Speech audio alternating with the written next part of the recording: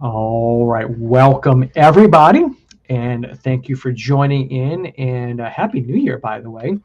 Stephen Palmieri coming to you here, and I have my good friend and now business colleague John Dial or Deal. I should Deal. even know. Yes, Deal. deal. All right, I've been mispronouncing it the entire time. My apologies. But That's okay. It so, John, happens. how are you doing this morning, sir? Doing This good. afternoon? Good. Welcome. Good to be So, here.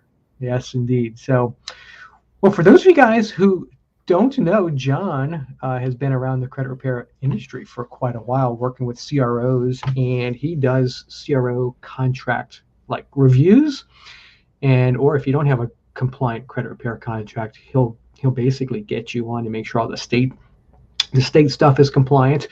And John and I have kind of teamed up. You can go to my shopping cart. You can go and basically buy a package, get his contract review, because with the CFPB doing all their stuff, last thing you want is a non-compliant contract. Creditrepaircontracts.com is where you can find out more. But I want to bring you live and just kind of share with our community out here and everybody. Look, Robert said we got comments. My goodness, I'm still trying to get through the intro here, and Robert's already lighting us up. John is the real deal. Thank you so much, Robert. So that being said, we'll just jump right in. I guess you're a man that does not need a further explanation. So you do credit repair contract reviews. You and I have teamed up. I endorse you, and people can buy it through my storefront and get all compliant. So John, tell us a little bit about yourself. How did you get into the fun task? Oh, here we go. Hold on a second. We just got you guys lighting it up. Look at all these super fans. Oh, great. Someone, yeah. John did my contract. It's not showing me who you are, but we love you. Absolutely. That's a StreamYard thing. So, all right, like squirrel, but let's get focused. Already asking for your site there. That's right. Oh, what's the site again? Yes, it is creditrepaircontracts.com. We will just type that up here. So, John, go ahead. Take it away. We could be like distracted with all these super fans for the next time. That's okay. So a little bit about me. Yeah. Back late 80s, early 90s, I started doing credit repair. It was basically, I was young and dumb and, got in over my head and had my first new car I bought. And, a couple of years after that, I couldn't make the payments on it anymore, and it got repoed. It was a voluntary repo, but it doesn't make any difference. Yeah, now you sound like a consumer. See, I used to be a finance guy in the car business, and every now and then they would come, the consumer, they would bring the keys, and they're like, but I'm bringing it to you. So, yes, and yes. I'm like, yeah, it's still going to hit your credit nice and nasty. But thanks for saving us the tow truck. Yes. Yes. Well, what happened was, I went to my mom like most people do, and they made a mistake and said, this is what happened. And she goes, well, don't be too hard on yourself. There's laws that they have to follow. So get a copy of your credit report, see what it says. Contact, the Attorney General's office, find out what the rules are. Because my mom is a freelance writer, and she'd been writing for 50 plus years, and that's one of the things she did research on when she wrote. And so I'm like, okay. So in the course of doing that, I noticed they had violated a few of the requirements in Washington State, one of which was giving you 10 days notice before they can sell your vehicle to give you an opportunity to buy it back. And I don't think the laws changed that much since then, but I was able to get that wiped off my credit report because of that. And then started to rebuild my credit and had some, got a collection on there that I was able to negotiate and get that off my credit report after it paid it, things like this. So I was very interested in this is neat. I can help people do this. So then I started doing it for other people. Did it for a few years, and then got married and had a kid and, so a new family, and took a job with local government because it was, full-time and regular paycheck. So I didn't do credit repair full-time, but I was doing it still for friends and relatives and things like that. So long story short, recently I had left my, government job and decided, I think I'll look into getting back into credit repair. And during that time I was with the government, I got a degree in law and did contract negotiations and contract drafting. And it's something I really enjoy doing. I think that's something, just to refocus on that, because a lot of people who know you may not realize, you do, you're not really like a practicing lawyer, but No. you do have a law degree, right? I mean, so you are like more than ultra qualified to do contract reviews, and I think that's important. I mean, it's because the qualifications matter, right? Yeah. So yeah. So what made you decide to go to law school, I guess, and what was your Well, passion? because I started doing contract negotiations and wanted to, do a better job for my, my job and people I represented, and had always been interested in it. So started going back and learning, and got through it. 2011, I think, is when I got my degree. Okay. I did not want to be a practicing attorney. I did not, take the bar anywhere. I can, go back to school and get a few more credits and then, apply if I want to. But at this point, I'm not really, thinking about doing it. For what I do, I don't need to have that bar. I know some people ask me, well, why don't you go back? Well, it's, finances and time. Well, that's exactly right. Point, maybe. Yeah, exactly. And then where you are with your business and your, yes, I mean, your brand and everything. I mean, absolutely. Like to your point, it provides no value. I mean, you've got the skill, you've got a law degree, which it doesn't directly, like, you don't need to have that to do this, but I mean, it just shows, like, you've kind of gone through the process, and you have no desire. I mean, because really, if you're a lawyer, you're one of two types mostly. You're either a litigator, you're a courtroom guy or girl, or you're a transactional, which is kind of like, putting legal documents together and stuff like that. And I mean, you would be considered on the transactional side, but I mean, you're not putting like, I mean, complaints and stuff like that together. No, you're using common sense and law knowledge, and you're just, you're helping people with contracts. So, build your business and help a marketplace out there. So, absolutely. So we're gonna kind of go squirrel style here as the distractions come in, John. We're gonna just go like back and forth ping pong. That's okay. That's what my super fan base has come to expect and appreciate from my lives. So, Jonathan Grunfeld, how are you, Jonathan? How are you doing, buddy? Happy New Year. We need to catch up soon. Is it possible to have one contract for all states? And so, no. John, take it away. No, there's about 10 or 11 states that have no requirements. So you basically need a CRO compliant agreement for those states. But all the other states have, state requirements for language they want in their contract. Some you have to submit them every year to get approved by the state. So no, long story short. Well, let's talk. Yeah. So Jonathan, I know you're a super smart dude, and man, I like you a lot, and you're doing some cool, amazing things with your business. But let's talk about that. That's a good question, Jonathan. So, absolutely. Well, like, technically, well, I hate to say the word technically, because there's no non-technically. I mean, basically in Georgia, with this limited exception, it's a misdemeanor for just a regular for-profit company to be doing credit repairs, crazy as that is, right? So you have to be one of those carved out exceptions to that statute. And then to your point, certain states maybe require annual licensing.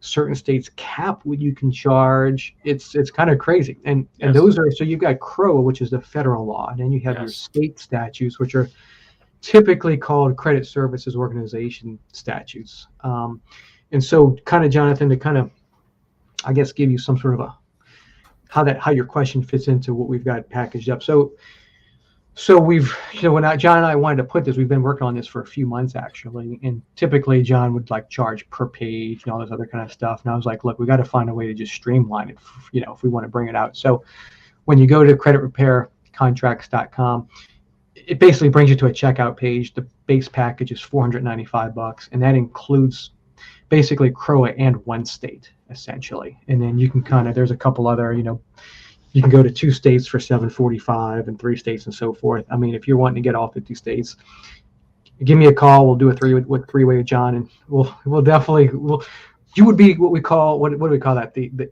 enterprise package, right? Call it enterprise solution if you want to go 50 states. But to John's point, that's why he's not just saying, hey, I want to take your money for 50 times. I mean, like literally, some states, I mean, they're all totally different. And which, again, such a great talking point, Jonathan. Good question, because a lot of people don't realize that, right? I mean, like they just think, oh, whatever, pay for deletion or month to month, or if they're even trying to do it legally. I mean, and if they're not trying to do it legally, pop pop somebody up front for $2,000, completely unlawful under any which way you can slice it. So it's Jonathan, you're giving us the little funny thingy there. So that's kind of that. So we can't really have a global universal, but John is a businessman and he's passionate and he helps us. And so, if you need 5 or 10 states, I mean, look, let's go to a conference call and figure it out. And absolutely. And the takeaway is that you could feel a level of confidence. I mean, if this is important to you as a credit repair business owner, which I mean, it should be. Well, and I'll kind of segue here, just to back up for a minute, John, as well. I mean, I've been in the industry since 2008. And as most people out there know, I've got just a really good working relationship with Matt Listro, who's got CreditCon. And he and I really got to know each other. We both were on an advisory committee of our industry trade association, which is called NACSO. The National Association of Credit Services Organizations. And for several years, Matt Listro and I on this committee, what we were in charge of is when new people joined NACSO, Matt and I were the ones who reviewed. So part of NACSO's requirement is to do a contract review for new CROs that join. And Matt and I were the ones in charge of taking the new applicant's credit repair contract and reviewing it for, compliance. And I had really seen from that kind of an eye-opener. Like, I mean, everybody, I would say, I mean, you're joining a trade association, I can say everybody has good intentions, right? Nobody's looking to do anything. But the devil is in the detail, especially because under both federal and state law, it specifically legislates and spells out contract requirements, right? I mean, it's not like going out and selling a hamburger, like, oh, if you're licensed, you can barbecue in your front yard and sell it, to sell. No, like, first you got to get licensed, and then there's actual specific contract disclosure and wording requirements and cancellation requirements and all this kind of stuff. And, and the big part of the federal law is you can't charge until the full and complete performance of such service is the way that it's written. And so how do you define such service? I mean, do you have pay for deletion? Okay, well, you get the deletion and then you invoice them. Do you have a 1 month agreement that auto renews, or do you have multiple services, round 1 as a service, round 2 as a service? But what I would see in a lot of contracts, John, is that people, best of intentions, and they would say, so this is because most states say the contracts can't exceed 180 days. Okay. And I'm in Texas, and the Texas contract says that. So the way that I've done my contract is I say I've actually got a 1 month term that the contract auto renews. And well, best I know, that's never been challenged and lost. So that's how I'm rolling, is a 1 month contract that auto renews. So under state law, it's a 30-day contract. The state law does not say you can't have an auto renew provision. And CRO, I mean, if the regulators want to get you, they're going to get you. But right. There's no precedent to say that that's a violation so far. So, but a lot of people would say, hey, this contract is 180 days, but we're going to charge month to month and after each month. Okay, well, you can't say the agreement's 180 days, but we're going to charge month to month after each month, because if you're saying the service it's a 180-day service, you can't break it down like that. Right? Now, you can say it's a 180-day contract, and within there's service 1, service 2, service 3, and whenever those services are performed, so you can kind of do it like that. So to kind of give a little backstory on my perspective and why when John and I, when we started talking, I saw the value in what you do, because, I mean, quite frankly, almost all contracts that I reviewed during my time when I was doing that for NACSO, I mean, there were just things that were wrong. Like, you're supposed to have a duplicate cancellation notice. You're supposed to have a cancellation phrase in immediate proximity to the client's signature. CRO says, where the client signs in immediate proximity, it's supposed to say you, the consumer, have the right, to rescind this thing within 3 days. Right. The total is supposed to be conspicuously, the total cost. All of your services and guarantees are supposed to be spelled out on the contract. So there's just all these they're supposed to have that CRO disclosure that a lot of people don't realize is supposed to be provided in a separate document before signing the contract, right? And right. So I would see a lot of contracts where it's it was the last page on the PDF, and I'm like, well, if you're going to combine the PDFs, it technically should be the first one and state, this is not your contract or something like that. Some people would put that language in the contract, and I'm like, well, that's not what CROA says. CROA says that this is a disclosure you give to the consumer prior to the contract, which is, what's the intention? The intention is to put them on notice of the notice so that they can then be put on notice and make a conscious decision. Okay, I'm put on notice of these disclosures. Yes, please give me the contract now, next step, right? So anyway, John, so that's kind of where I saw the huge value in what you do, having gone through and just seeing just these small little things which seem harmless, but they're not harmless, because CROA also says that if you have a contract that's not compliant, then it's a void contract, right? And so now you're basically, because you can't take their money without a compliant contract, and if you've taken their money and now you have a void contract, you've taken their money unlawfully. And then you're so point there being, I mean, if you piss off a client, worst case, a regulator, man, from what I saw just reviewing these contracts, I mean, of course, you got to find a lawyer smart enough to understand CROA, right? But I mean, if you had the right lawyer and they were able to get your, if representing the consumer, your client, right? And they were like, oh, I don't like, John's credit repair. They screwed me. Well, show me the contract. Is the contract? Oh, this is garbage. Well, it's not even a valid contract. This is easy. Let's sue John's credit repair. Right. So that really, I think, is where the rubber meets the road. And, for the $495 to get either a contract review or a new contract, you'll do either one plus one state. I mean, if you're serious about your business, it's a small investment to make to get it done. And like John has a law degree, so I mean, who else are you going to get to do it for you? So John, let's jump back in, man. That's kind of my background, where I see the huge value and why we've teamed up. So let's jump back in. All right, I think we were talking about 30 years ago. And then I was talking about, I went to school, and then I left my government job and decided to get back into credit repair. And during that time, got a lot more active on Facebook because it wasn't available 30 years ago, and got into the credit repair groups and stuff and see what people were talking about. And you were using MySpace 30 years ago, back when it was cool. Yeah, that's right. No kidding. And so I noticed that there are a lot of people that struggle with their agreements, anywhere from the fact that they didn't have one, or they had one but they weren't sure if it was compliant, or so a lot of people ask for help. And then so I decided that that's something I can offer because of my background in both contracts and credit repair. And I can do research like anybody can do research. I mean, anybody can do research and write a contract. But the thing is that you can't just write what's in CROA and what's in the state law. There's other elements of your agreement that you need or should have in your agreement in order to make sure that it's an enforceable agreement. Anywhere from, how do you adjudicate an alleged breach? How do you deal with, an escape clause? How do you get out of agreement if your client is, not someone that is, makes a good, customer? How do you get out?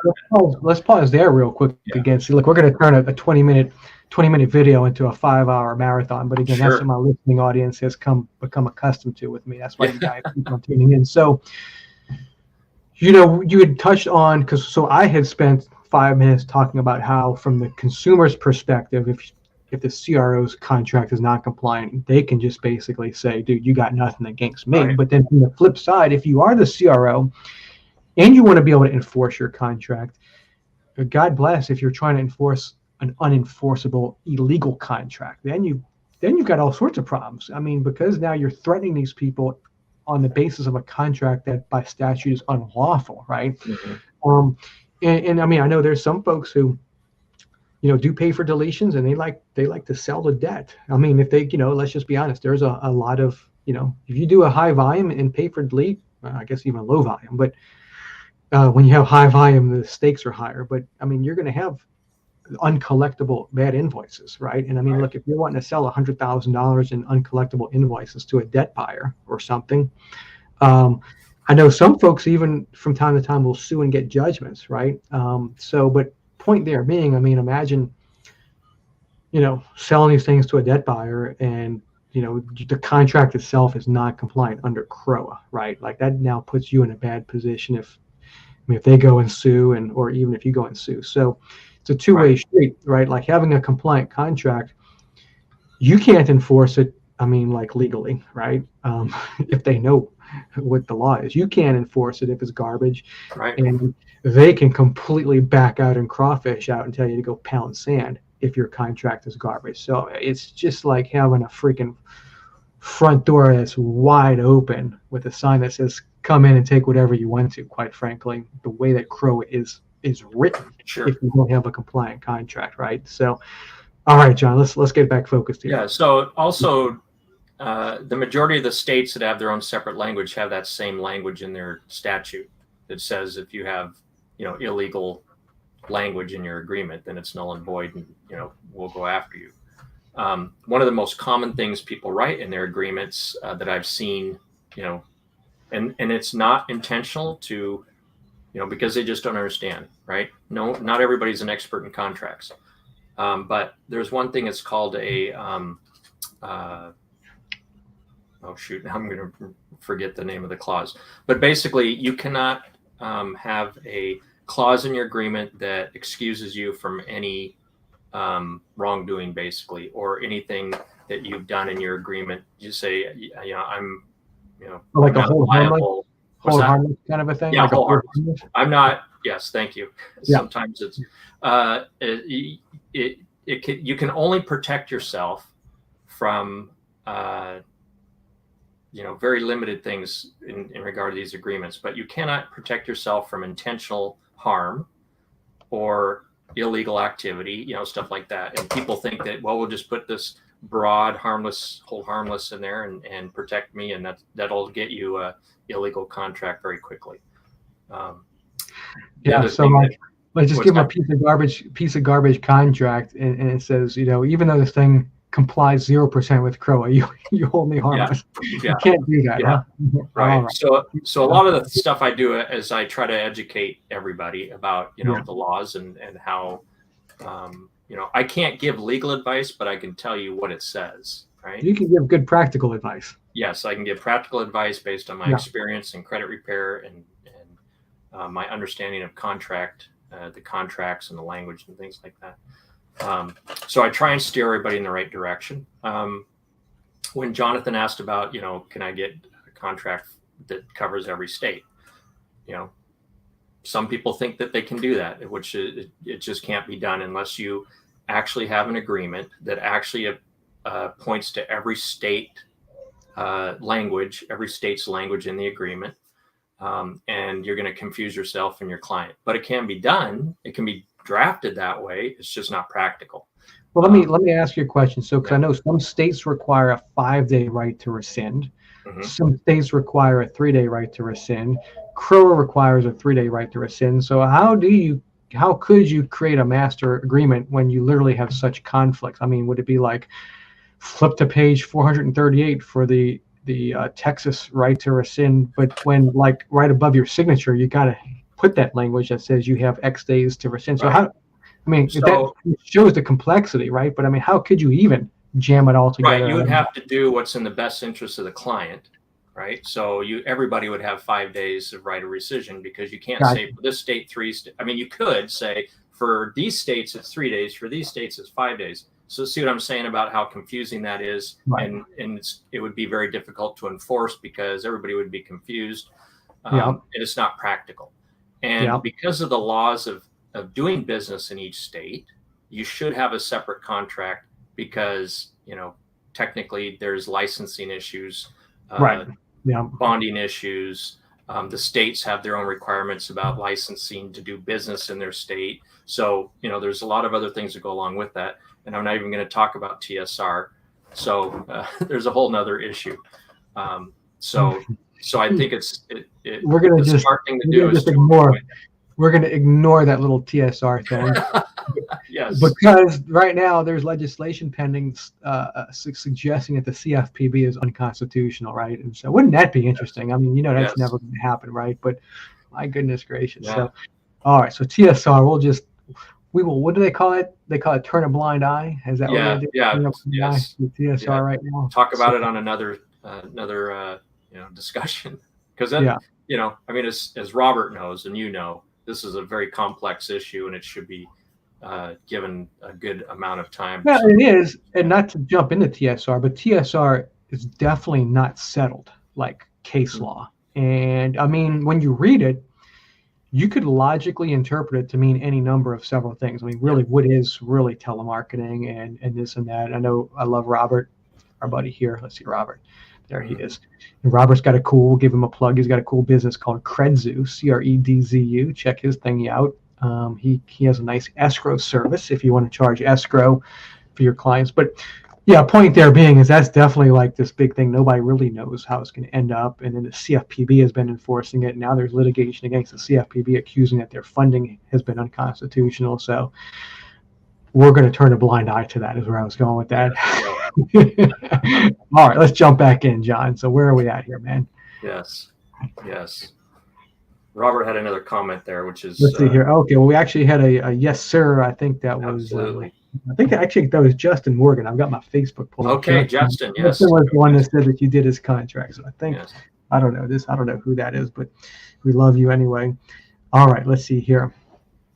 Dynamic code based on consumer, their location, etc. There we go. All right. So yeah, well, I mean, if you're trying to automate this thing, but Right. from a practical so like this would be like if you're a software company or trying to automate just from your position, like the generation of the letter for your client. But right. Like, I mean, if that's it's not practical for everybody else, unless they work with Robert or have their own coding background and know all the laws and put them in there and et cetera, et cetera. You're only going to do one contract. That's going to be an expensive project to put together just to do that. We got Neil Yeagley. Neil, how you doing, Neil? We need to catch up too. Happy New Year, buddy. Justin is a good guy. Yes, he is. So, all right. So let's jump back in. I don't even know what we're jumping into. So let's jump back in. Where were we, John? Basically, I was just kind of pointing out some of the issues that I've seen in contracts that were presented to me to review. Some people, unintentionally wanted to charge upfront fees. We have that conversation about. No, you can't charge upfront fees. Well, what if I have a 1-month contract and it's $1,000? Well, there is, precedent for saying, the government can look at that or the regulator and say, well, you're charging upfront fees because everybody else in your state only charges this much for 1 month of service, kind of thing. So you're charging, I can't remember the term for it, but there's a term for that. Well, I mean, even in that case, though, even in that scenario, if it's a 1-month contract and you want to charge $1,000, you can't charge until after the month is over anyway, right? I mean, but if you're trying to really charge in advance, I mean, again, that's where a service level 1. Okay, well, so is your first service, then what is that? Is that an onboarding? Is that a first round? Is that a client post sign up analysis? I mean, because you can charge, like a first work fee. You know what I mean? Sure. You got to spell it out in the contract. Okay, service number 1 is first work, and then after we do first work, we charge you our first work fee, and then service number 2 is continued work or whatever the case may be. Right. Which goes to show the complexity of the devil in the detail here. So yeah, it's definitely. Yeah, you got to navigate through all that. So it's just a matter of trying to keep in compliance and not put yourself at risk. And, I encourage people to have language that is favorable to the client in a way that not like, the client has all the control, but there's ways for the client to get on the agreement, just like there are ways for you to get on the agreement. It shouldn't be a one-way contract. That's also not a good business practice. You want your client to trust you, right? This business has a reputation that we're trying to improve. And so, we want the client, if they actually happen to read the contract, which we also know that most people don't, but if they do, or if you take the time to go over the contract with them, which I also recommend, so that it doesn't come back later that a client says, well, I don't remember that. Well, we talked about it. I explained it to you. You had questions, I explained it, et cetera. But you want the client to feel like they're getting into an agreement and a term, whatever that term could be, and you're starting to build trust with your client, right? So John, clear that. at heart, because That's the right. seller will be like, don't worry about reading it. It's all good. Just go ahead, sign here. We'll get you on your way, right? Yeah, exactly. All right, let's see what we Exactly. got. I think that spending that time with your client early on is going to save you later. Yeah, Right. absolutely. So, yeah. Let's see. We got another question popping in here. So, how about a contract that will include the financing from an outside company that will finance the client? How would that work? So, I guess I'm assuming based on your question, are you suggesting that? So, is this? If you could maybe want to post up a clarification, are you kind of tying this to the TSR, where some people I've seen things out there where like, because TSR, if you give promises and stuff like that, you're not supposed to charge until after 6 months. And there's a lot of other nuances, but that's the general gist of it. Okay. And I've seen some things where some people are trying to do creative, like factoring, I guess, type things, where you can get paid in advance. So if you want to maybe clarify the question, what do you mean by that specifically? But John, do you have any I think I feedback? understand what they're saying because Go I've ahead. had this come up before. Okay. And I generally don't change the agreement. What I tell them is that they need to make sure that if the client gets financing for their service, they need to put it in escrow or a trust account and draw from it based on the language in the agreement. So it's a separate thing, and they need to be very careful about that. I don't think there's anything wrong with them getting financing, but they shouldn't all go to the credit repair organization upfront because the upfront fees question. Well, let's talk about this whole scenario here, because this isn't really my specialty at all, and I've got to confess I'm the host, and I'm slightly intrigued, John. So Yeah. tell me about credit repair financing and our amazing listening audience. What does that look like? Well, there's some organizations that will finance individuals that want to pay a credit repair organization to do their work. And so in the agreements in most states in CROA, they want you to have in there what's the amount going to be for the life of the agreement. What's the estimate? Okay, so say it's $1,000. So the client, most of the time, the client's like, hey, can I just pay you all at once because I don't want to do this monthly thing. And so people are like, well, I don't know. Let's figure this out. So there's a couple of companies that you can actually have their client get the financing, and so that they can pay it all at once. Again, it should not go directly to the credit repair organization all at once. It should be distributed based on your agreement. And like we said, either escrow or a trust account.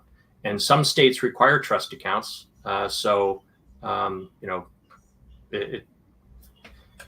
think that your best option, if it doesn't require that, then use So give me an example. Credzu. Yeah, Credzu, right? Credzu for Robert, if you want escrow. And I should, full disclosure, I should also say that I am on his board of advisors for contracts for Credzu. I don't get compensated or anything like that, but I am on his board for that. So I think I should let people know that when I'm talking about him. So John, we've established you to make a terrible salesperson. Now you'd make also a terrible politician, telling us where your money comes from. I mean, who wants to really disclose, full disclosure there? You're too honest of a guy. So, all right, but let's continue on with this financing thing. So, what type of CRO type payment structure does this financing make sense for? I mean, because if you charge, say, $199 a month, okay, but then if you're getting financing, you have to repay this loan, or if you're just doing pay for deletions, who really knows how many deletions you're going to get? So, I mean, how do you? I mean, I know you had said, well, some states kind of want the total cost, but again, if it's pay for deletion, I mean, we really have no idea unless you max it out, right? Unless you're like, based on where we are right now, you've got 45 negative items across all bureaus, and if they were to all get deleted, you'd be maxed out at X dollars. I mean, is that how they do it? How do you do it? Excuse me. Several states require you to put an estimate for the life of the agreement, like I stated. So you have to come up with a number, right? And I wouldn't suggest you going over that number. If you do, not very, very much, right? Because it is an estimate. But what I advise people to do is think about what you think the maximum is going to be based on once you review their credit report. I suggest using like $1,500 for a 6-month term. and that includes your, initial review and your audit and things like that. And that's a fair number. But now, yes, some people are going to have stuff that will bring you way above that.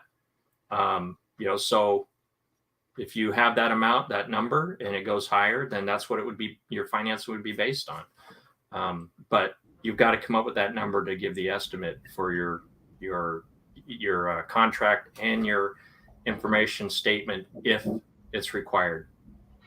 Interesting stuff. Look at that.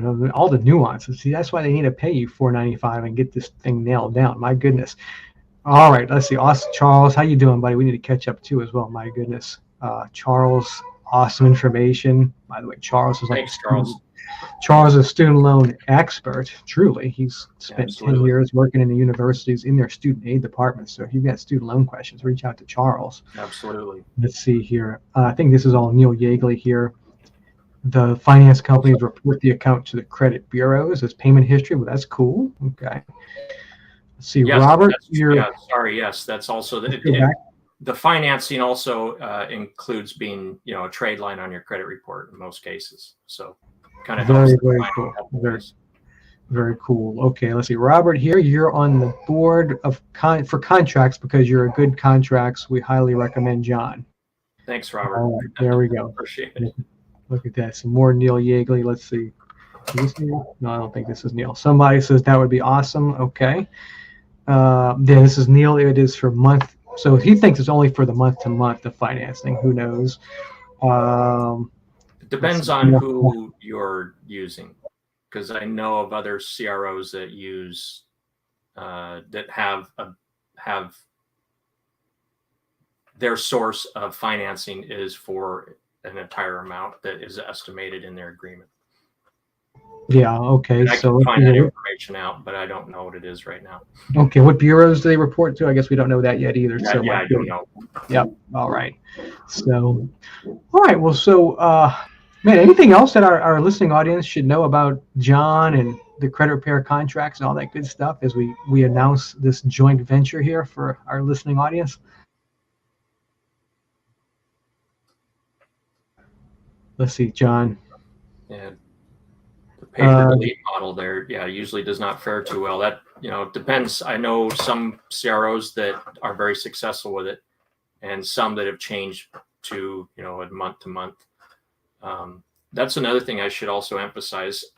When you're charging a month to month, do not have automatic billing because you risk charging somebody before you've done the work.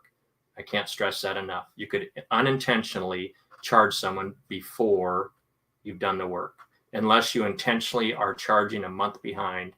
You've got to be very careful with that. It could put you into trouble, without intention, and regulators don't care if you intended to or not. So that's right. Be very careful. Ignorance of the law or just screwing up is no excuse for not knowing the law or for screwing up, right? Yeah. Ignorance is not an affirmative defense. That's right. All right. Let's see. Neil says they report to Experian and Equifax, but will be the TransUnion next month. Look at that. Neil's got the inside baseball. I think Neil's like sister or somebody, right? Neil, doesn't your sister work for TransUnion or something? I think so. So there you go. That's a good all right. Well, so I don't see any other questions coming in here, and so I guess we'll kind of get this initial show wrapped up here. But for those of you guys who want to learn more, feel free to message John or go to creditrepaircontracts.com. Looks like, Neil, you're saying yes, sir. Your sister does work for TransUnion, so which is the cool thing about these shows, right? Like if you don't know who Neil Yeagley is, well, he's in one of these Facebook threads. Message him, get to know the guy, right? Like we got lots of people in here. So creditrepaircontracts.com. For those of you guys interested in learning more, check it out. Feel free to message me, message John. And John, man, I appreciate the opportunity to bring this to the folks out here. And if you really think about it, right? Like, if you were to go to a competent attorney and say, hey, Mr. Attorney, if they're a good transactional lawyer, they're going to charge at least $350 an hour, right? And if you find one who doesn't know CROA, first of all, what you're going to get is probably going to be not an actual compliant contract review, because if you go to a lawyer, they'll be like, oh, I'm going to look at your contract, sure, for just general, like, does this thing have this clause and that clause? But if they don't know that, like if they don't focus on this industry, they may not even know that there's CROA or that there's state laws, right? But I mean, let's say you do go to somebody who actually is competent in this issue as an attorney. I mean, you're paying $350 an hour minimum for competent, qualified attorneys, and you've got this thing kind of bundled up here. So if this is something that that you guys watching see value in, John is the real deal. Let's see. Yeah, I can speak to that too. I've heard up to $3,000 or more to draft a CRO agreement, and I've actually had clients tell me that they've researched the costs, and that's about where it comes in. I've also had clients ask me if it's okay to have their attorney review it. I'm like, absolutely, have your attorney review it if you want. I am not offended by that, and I've never had anybody that has had an attorney review it have any issues with it. So I'm pretty confident that doing the research, I provide a decent contract for you and your clients, and I am always happy to hear criticism though. If someone has a issue with my contracts, I'm happy to hear it because it only make me do my job better. Right. So there you go. And this is Neil Yeagley again. His was $2,000 and is a piece of crap. Well, there you go. there you go, Neil. No sugarcoating. That's what I like about you. Yeah. One other thing I do want to stress also is if I do your agreement, all of my clients know that I will make edits, no problem. I don't charge for edits. Some people, they start out and they're like, I don't like my pricing structure. Can we change it? I will make the edits, no problem. I don't charge for that because some people have, they freak out about getting into their contract. They want to mess it up. I don't have any problem with that. If your state law changes like California recently did for 2023, I will make those changes for your agreement. I won't charge you for it. It doesn't take much time to get in there and make the edits. So it's a service I offer to my clients. That's super awesome. And also, if somebody wants to supersize their Big Mac attack and get a power of attorney, once they sign up for this, it's an extra $100, right, John? And you give them a nice power of attorney. Yes. In our storefront, if you want to just buy the POA and not the contract package, it's $375. So I mean, there's a lot of things John can do, really important pieces of the puzzle here to get you compliant. So again, just kind of reach out. And so creditrepaircontracts.com, check it out. Feel free to ping me, ping John, for those of you guys watching here, and we appreciate everybody. Happy New Year, everybody, and we will see all of you on our next Surprise Live. You all take care. Thanks a lot.